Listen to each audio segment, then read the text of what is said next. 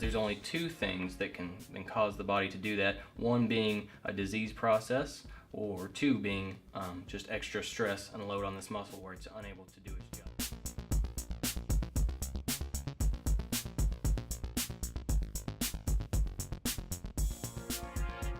Hey guys, this is Dr. Moore with Cumberland Chiropractic and Sports Medicine. I'm here to talk to you about another cool case that we had recently. This was a 40-year-old mother who came in with shoulder pain, rotator cuff issue, and initially she was unresponsive to treatment.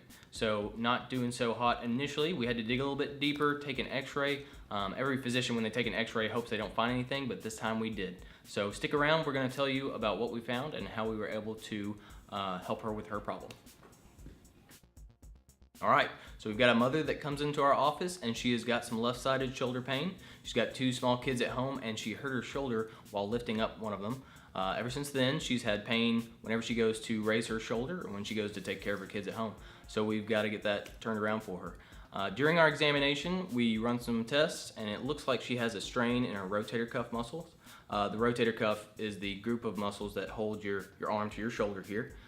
So we move to treat. Our treatment is that really picky soft tissue work that we do here in the office. It should leave her feeling great. We also did some therapeutic laser that helps with pain, helps with healing, so she should be feeling great. She comes back on her follow-up visit though, and she says, you know, I feel really sore, and I'm not really sure that my shoulder feels any better. It might even feel a little bit worse. So immediately I know there's something else going on. Something's not right here. So I tell her we're going to take an x-ray to rule out any scary stuff. So we take the x-ray, and I'm going to show you guys what we found.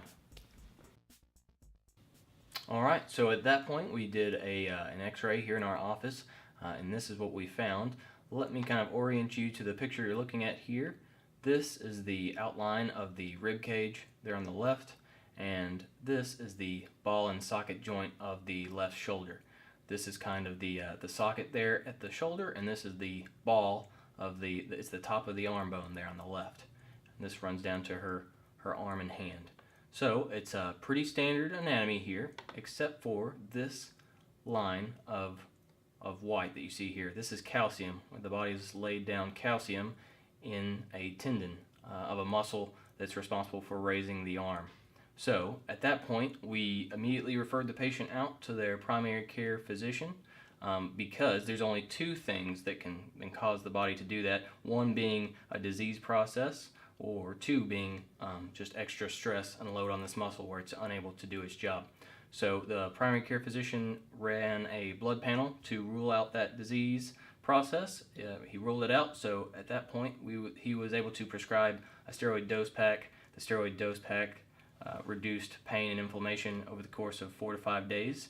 And after that, it was our turn again to handle this case.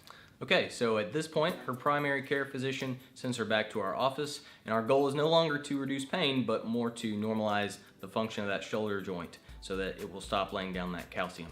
So picture this is your shoulder joint. Here's kind of the ball and socket joint, and this is the raising of the arm. What's essentially happening is the muscle that raises the arm there, that runs across the top of the shoulder, is under a lot of stress. It's too tight. The body senses that, and as a defense for that stress and that tension, it lays down calcium to make that tendon tougher. We need to stop that. The way you do it is to normalize that motion, to take away the tension, to take away the stress.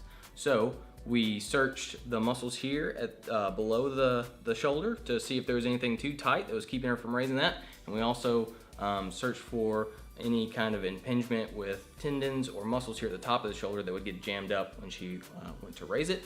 We did what we do best. We used really picky soft tissue work to break up any restrictions that she had there, and now she has a normal range of motion in her shoulder. Her body's free to stop laying down that calcium and to kind of absorb it naturally over time.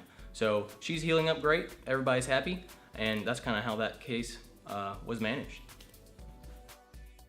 Alright, so this was a little bit of a complex case. It required a referral, blood work, x-rays, the whole 9 yards. If you think you have a complex case, or if you think it's pretty straightforward, give us a call. We'd love to help you with whatever it is that's bothering you. If you like this video, please like it. If you know of someone who needs to see it, please share it. And feel free to leave any questions or comments down below the video. With all that being said, this is Dr. Moore with Cumberland Chiropractic and Sports Medicine, where we're here to get you better faster.